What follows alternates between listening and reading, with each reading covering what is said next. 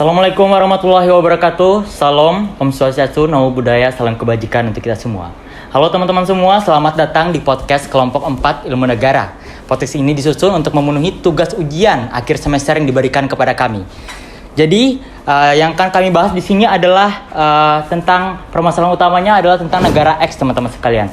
Negara X ini adalah sebuah negara yang baru saja memproklamasikan kemerdekaannya. Saat ini negara tersebut sedang dalam proses menyusun konstitusi, memilih bentuk negara dan bentuk pemerintahan, serta membangun struktur pemerintahan dan lembaga perwakilan rakyat. Selain itu, negara X berencana menjalin kerjasama dengan negara-negara di kawasan regionalnya. Namun, negara tersebut menghadapi beberapa permasalahan sebagai berikut.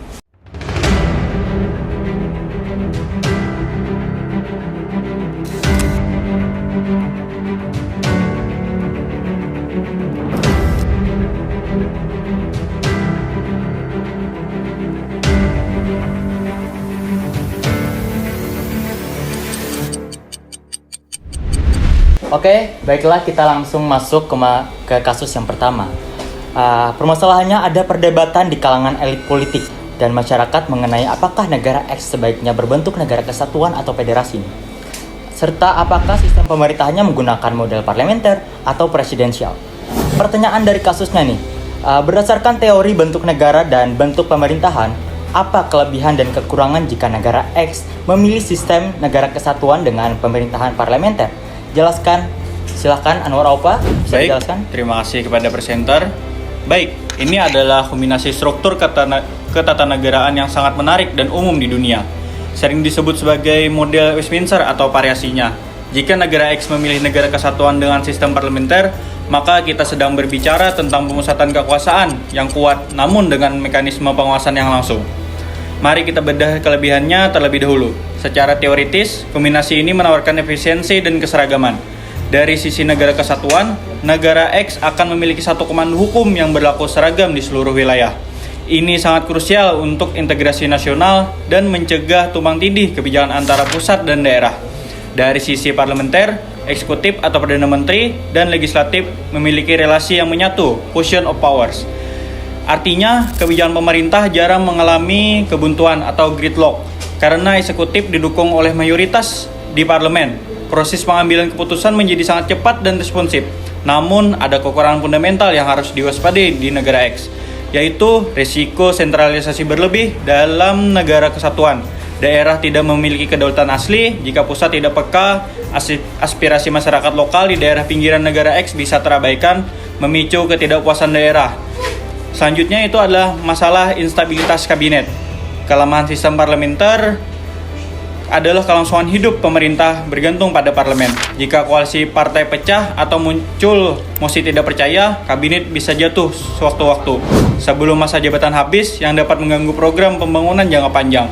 Penjelasan pilihan saya, jika saya harus menilai pilihan ini, saya berpendapat bahwa model ini sangat cocok untuk negara X jika prioritas utamanya adalah percepatan pembangunan dan penguatan identitas nasional. Mengapa? Karena sistem ini meminimalisir konflik antar lembaga negara sehingga eksekusi program bisa cepat. Namun, pilihan ini harus disertai catatan tebal. Negara X wajib menerapkan sistem desentralisasi atau otonomi daerah yang luas untuk menutupi kelemahan negara kesatuan. Dia harus memiliki sistem kepartaian yang tidak terlalu terfragmentasi agar kabinet parlementernya tetap stabil. Oke, baik. Jadi menurut pendapat Anda, saya simpulkan sedikit nih ya. Model negara kesatuan dengan sistem parlementer efisien dan cepat dalam pengambilan keputusan. Cocok untuk memperkuat pembangunan dan persatuan. Namun perlu otonomi daerah yang kuat dan parlementer yang stabil agar tidak terjadi sentralisasi berlebihan dan instabilitas pemerintahan. Ya. Baik, terima kasih kepada Anwar Aupa untuk kasus pertama. Baiklah teman-teman sekalian, selanjutnya kita akan memasuki kasus kedua nih. Beberapa kelompok mendesak agar konstitusi negara X menegaskan bahwa kedaulatan berada di tangan rakyat sepenuhnya. Namun, ada kelompok lain yang mengusulkan agar kedaulatan diatur melalui perwakilan yang kuat oleh lembaga legislatif dengan kontrol minimal dari rakyat langsung. Nah, pertanyaan dari kasus kedua nih teman-teman. Jika Anda sekalian adalah seorang ahli tata negara, bagaimana Anda menyarankan negara X untuk merumuskan konsep kedaulatan dalam konstitusinya agar mencerminkan prinsip demokrasi dan stabilitas politik? Silakan. Terima kasih presenter, saya akan menjawab terlebih dahulu. Menurut kami, negara X baiknya merumuskan konsep kedaulatan dalam konstitusinya dengan mengadopsi teori kedaulatan rakyat ala Rousseau, di mana kekuasaan tertinggi berada di tangan rakyat, tapi dilaksanakan secara struktur melalui konstitusi untuk menyeimbangkan demokrasi dan stabilitas politik. Adapun rekomendasi perumusan, yang pertama, tegaskan kedaulatan rakyat sebagai sumber legitimasi. Mulai dengan klausul utama, kedaulatan berada di tangan rakyat dan dilaksanakan menurut konstitusi. Rumusan ini mencerminkan prinsip demokrasi dasar, mirip pasal 1 ayat 2 Undang-Undang Dasar 1945 Indonesia, yang menjamin rakyat sebagai pemilik kekuasaan tertinggi, bukan sekedar objek negara. Alasannya, hal ini mencegah konsentrasi kekuasaan pada raja, elit, atau lembaga tunggal sehingga legitimasi pemerintah berasal langsung dari kehendak rakyat melalui pemilu demokratis. Yang kedua, pelaksanaan via mekanisme perwakilan yang demokratis. Pelaksanaan kedaulatan dilakukan melalui lembaga perwakilan rakyat yang dipilih secara bebas, umum, rahasia, jujur, dan adil. Bagi negara baru merdeka seperti X, demokrasi langsung penuh beresiko memicu konflik dan ketidakstabilan, sehingga perwakilan seperti DPR memberikan struktur teratur. Ini selaras dengan fungsi konstitusi untuk menjaga stabilitas sambil mempertahankan esensi demokrasi. Yang ketiga, sertakan partisipasi langsung rakyat yang terukur. Konstitusi harus membuka ruang terbatas untuk partisipasi langsung, seperti referendum pada isu krusial, hak menyampaikan pendapat, kebebasan pers, dan pengawasan publik terhadap kebijakan. Mekanisme ini mencegah elitisme berlebih sesuai implementasi kedaulatan rakyat di Indonesia via musyawarah dan pengawasan, sehingga demokrasi tetap hidup tanpa mengganggu stabilitas. Selanjutnya akan dilanjutkan oleh teman saya. Baik, terima kasih kesempatannya. Izin melanjutkan ya. Yang keempat, aturan pembagian kekuasaan dengan check and balance. Menegaskan pemisahan legislatif DPR, MPR, eksekutif, presiden, dan yudikatif seperti Mahkamah Agung dan Konstitusi. Untuk mencegah penyalahgunaan kekuasaan, setiap cabang saling mengawasi, memastikan tidak ada dominasi tunggal meski kedaulatan dari rakyat. Ini krusial bagi stabilitas politik di negara transisi. Yang kelima, ada adopsi konstitusi rigid untuk proteksi jangka panjang. Ini untuk konstitusi sulit diubah, prosedur amandemennya ketat. Misalnya mayoritas 2/3 plus referendum, agar kelompok politik tak bisa mengubah aturan dasar seenaknya. Ini melindungi dari tirani mayoritas atau elit, menjamin konsistensi kedaulatan rakyat dan stabilitas hukum. Untuk selanjutnya ada rumusan final terintegrasi. Kedaulatan berada di tangan rakyat dan dilaksanakan melalui mekanisme demokrasi perwakilan sesuai konstitusi rigid dengan ruang partisipasi langsung terbatas, pembagian kekuasaan trial politikal, serta pengawasan yudisial untuk menjaga prinsip demokrasi dan stabilitas politik nasional. Baik, jadi bisa saya simpulkan sedikit ya, negara X tadi yang kalian rekomendasikan merumuskan kedaulatan rakyat sebagai dasar konstitusi dengan pelaksanaan via perwakilan demokratis tadi ya. Oke, selanjutnya ada partisipasi terukur, check and balance, serta sifat rigid undang-undang dasar. Pendekatan ini memastikan demokrasi substansif serta mengorbankan stabilitas sesuai dengan teori konstitusi modern dan praktik Indonesia. Oke, terima kasih banyak kepada kalian berdua. Baiklah teman-teman, selanjutnya kita akan memasuki kasus ketiga nih. Kasus ketiga ini saat membahas pembentukan lembaga perwakilan, muncul perdebatan mengenai sistem pemilu yang akan digunakan. Apakah proporsional, distrik, atau campuran? Selain itu ada kekhawatiran tentang representasi kelompok minoritas dalam lembaga tersebut. Nah, pertanyaan kasusnya nih teman-teman sekalian, apa solusi terbaik untuk menjamin representasi kelompok minoritas di lembaga negara perwakilan X? Jelaskan dengan mengacu pada teori sistem pemilu dan representasi menurut kalian. Baiklah, silakan. Baik, buat solusi yang terbaik dan paling efektif adalah penerapan sistem pemilu proporsional dengan penguatan kebijakan afirmatif atau kuota keterwakilan minoritas yang dijalankan dalam kerangka teori perwakilan campuran. Nah, saya mau menjelaskan sedikit mengenai sistem pemilu proporsional. Dalam sistem ini, jumlah kursi di parlemen dibagi sesuai dengan perolehan suara. Artinya, kelompok minoritas tetap memiliki peluang memperoleh kursi, meskipun jumlah pemilihnya lebih sedikit. Sistem ini sejalan dengan fungsi lembaga perwakilan sebagai wakil seluruh rakyat, bukan hanya mayoritas. Nah, alasannya yang pertama, sistem pemilu proporsional memastikan kursi parlemen dibagi sesuai suara, sehingga kelompok minoritas tidak tersingkir oleh mayoritas dan tetap memiliki wakil di lembaga perwakilan. Lalu yang kedua, kebijakan afirmatif atau kuota menjamin kehadiran minoritas secara nyata, bukan sekedar peluang, sehingga keterwakilan tidak bersifat simbolik. Lalu, teori perwakilan campuran menjaga keseimbangan antara aspirasi rakyat dan kebebasan serta tanggung jawab wakil rakyat, sehingga wakil minoritas tetap berpikir untuk kepentingan nasional tanpa kehilangan mandat kelompoknya. Nah, kami juga memberikan penerapan konkret dan relevan agar dapat dilakukan di Indonesia. Yang pertama, menetapkan kuota minimal calon atau kursi bagi kelompok minoritas dalam pemilu legislatif. Yang kedua, memperkuat saluran aspirasi resmi seperti reses, audiensi, dan forum publik agar suara minoritas terus tersalurkan.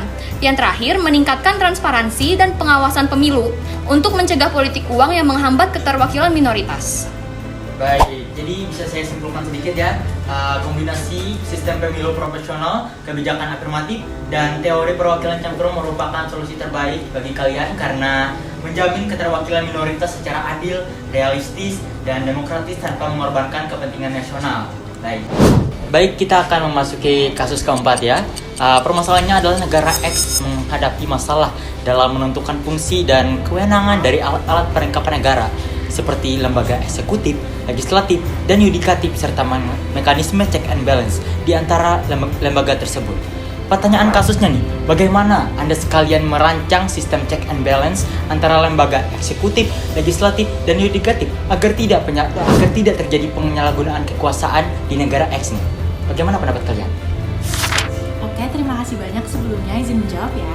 Kalau kita bicara soal sistem checks and balance, di negara X, fondasi utamanya harus dibangun dengan pemisahan kekuasaan yang tegas.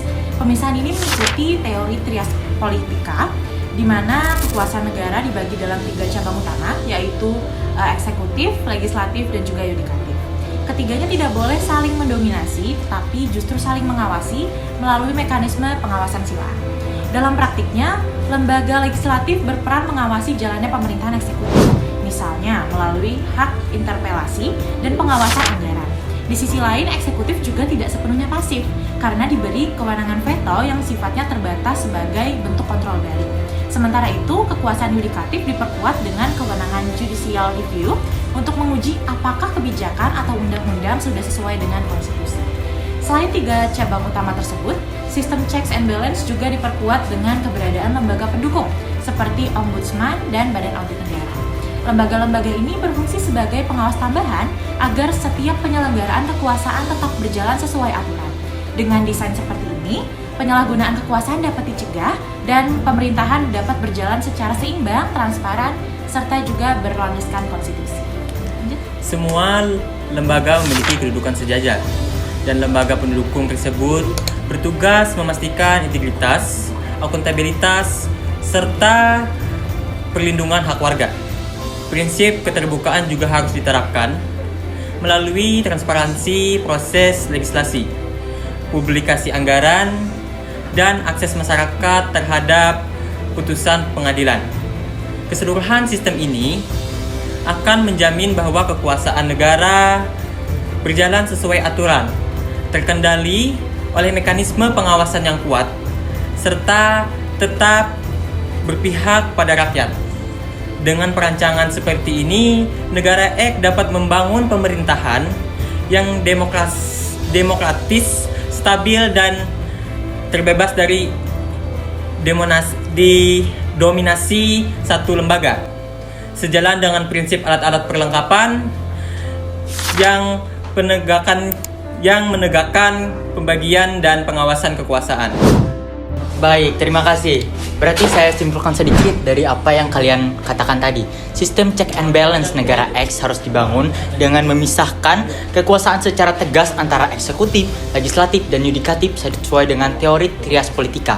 serta dilengkapi mekanisme pengawasan silang. Legislatif mengawasi eksekutif melalui hak interpelasi dan anggaran. Eksekutif memiliki veto terbatas dan yudikatif diberi kewenangan judicial review. Semua lembaga memiliki kedudukan sejajar dan diawasi juga oleh lembaga pendukung seperti ombudsman dan badan audit. Dengan desain ini, penyalahgunaan kekuasaan dapat dicegah dan pemerintahan berjalan seimbang, transparan, dan sesuai dengan konstitusi. Oke, baiklah, selanjutnya kita akan memasuki kasus kelima. Dalam penyusunan struktur pemerintahan muncul pertanyaan tentang prinsip-prinsip utama yang harus diutamakan seperti efisiensi, transparansi, atau akuntabilitas, dan bagaimana hal tersebut diterapkan dalam praktik pemerintahan negara X. Pertanyaan kasusnya adalah, prinsip pemerintahan mana yang sebaiknya menjadi prioritas utama di negara X, dan bagaimana penerapannya untuk menjamin kesejahteraan rakyat? Bagaimana menurut kalian? Silakan. Oke, izin menjawab. Setelah menelusuri beberapa prinsip seperti efisiensi, transparansi, dan akuntabilitas, kami memutuskan bahwa prinsip yang perlu dijadikan prioritas bagi negara baru seperti negara X adalah prinsip akuntabilitas pemerintahan. Hal ini karena negara baru seperti negara X memiliki potensi yang cukup besar dalam penyalahgunaan kewenangan. Tanpa adanya akuntabilitas, pemerintahan bisa saja terlihat efisien atau terbuka, tapi tindakannya belum tentu bisa dipertanggungjawabkan kepada rakyat. Akuntabilitas memastikan setiap kebijakan dan penggunaan kewenangan bisa diawasi dan dipertanggungjawabkan. Dengan begitu, keputusan yang diambil oleh pemerintah tidak hanya cepat, tapi juga tepat sesuai dengan kebutuhan masyarakat. Dalam praktiknya, akuntabilitas bisa diterapkan melalui sistem pengawasan berlapis, mulai dari pengawasan internal seperti audit dan inspektorat, hingga pengawasan eksternal oleh lembaga negara dan parlemen. Oke, izin melanjutkan. Selain pengawasan, prinsip sendi keahlian juga penting. Artinya, jabatan dalam pemerintahan, terutama yang bersifat teknis, harus diisi oleh orang yang memang ahli di bidangnya. Dengan aparatur yang profesional, pelayanan publik bisa berjalan lebih efektif dan dapat dipertanggungjawabkan. Transparansi juga berperan sebagai pendukung akuntabilitas. Pemerintah perlu membuka akses informasi seperti anggaran, program kerja, agar masyarakat bisa ikut mengawasi. Ketika masyarakat dilibatkan, kepercayaan publik terhadap pemerintah juga akan meningkat. Kemudian dalam konteks desentralisasi atau sendi wilayah, negara X memberi kewenangan kepada daerah agar pelayanan lebih cepat dan sesuai kondisi lokal. Tetapi harus ada juga laporan pengawasan supaya otonomi daerah tidak disalahgunakan. Prinsip masyarakat juga menjadi bagian penting untuk akuntabilitas. Pemerintah perlu menyediakan ruang bagi masyarakat untuk menyampaikan aspirasi dan kritik, sehingga kebijakan yang dibuat benar-benar mencerminkan kepentingan rakyat. Oke, baiklah. Jadi yang dapat saya ambil dari pernyataan kalian tadi adalah berdasarkan pembahasan tadi, dapat disimpulkan bahwa akuntabilitas merupakan sendi yang utama harus diprioritaskan dalam penyelenggaraan pemerintahan negara X. Betul? Oke. Akuntabilitas memastikan setiap kebijakan, penggunaan kewenangan, dan pelayanan publik dapat diawasi serta dipertanggungjawabkan kepada rakyat dengan didukung oleh transparansi, profesionalisme, aparatur, pengawas yang efektif, serta partisipasi masyarakat ya. Oke, terima kasih. Baik, untuk kasus ke-6, negara X ingin bergabung dalam sebuah organisasi regional untuk meningkatkan kerjasama ekonomi, tetapi menghadapi tekanan dari beberapa negara tetangga yang mengharapkan negara X mengadopsi sistem politik yang serupa dengan mereka sebelum diterima sebagai anggota.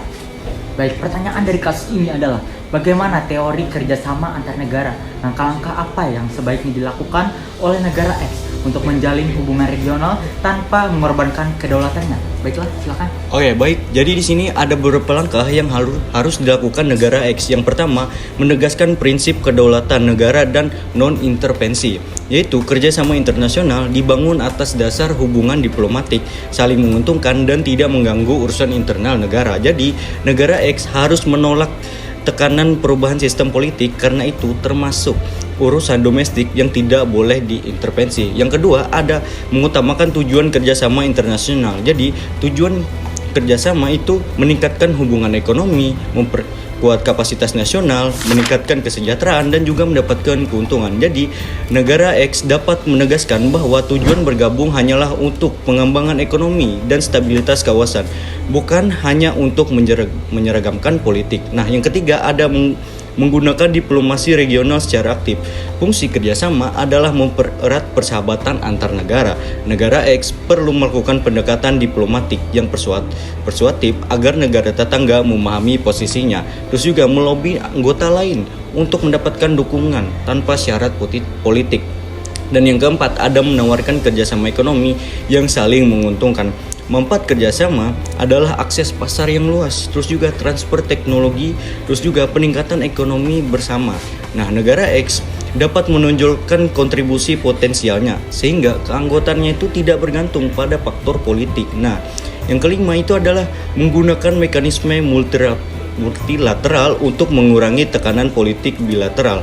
Adanya kerjasama regional dan multilateral, negara X bisa membawa isu ini ke forum multilateral dalam organisasi kawasan untuk menghindari tekanan satu atau dua negara tertentu. Yang keenam, ada menjalin kerjasama terbatas sebagai langkah awal. Nah, sebelum menjadi anggota penuh, negara X itu dapat bergabung dalam program ekonomi regional, yaitu mengikuti perjanjian perdagangan atau proyek pembangunan. Nah, ini memperlihatkan komitmen tanpa harus tunduk pada tuntutan politik. Yang ketujuh adalah menjaga stabilitas hubungan dengan tetap mengedepankan politik luar negeri independen. Jadi, kerjasama internasional berpedoman pada politik luar negeri negara itu sendiri. Negara X harus tetap mempertahankan sistem politiknya sambil tetap membuka diri untuk integrasi ekonominya. Dan yang terakhir ada yang kedelapan, yaitu mengupayakan dukungan dari negara-negara lain di kawasan yang tidak menekan. Nah, karena salah satu manfaat dari kerjasama adalah pengaruh diplomatik dan posisi geopolitik. Negara X bisa memperkuat aliansi dengan negara-negara yang mendukung prinsip kedaulatan.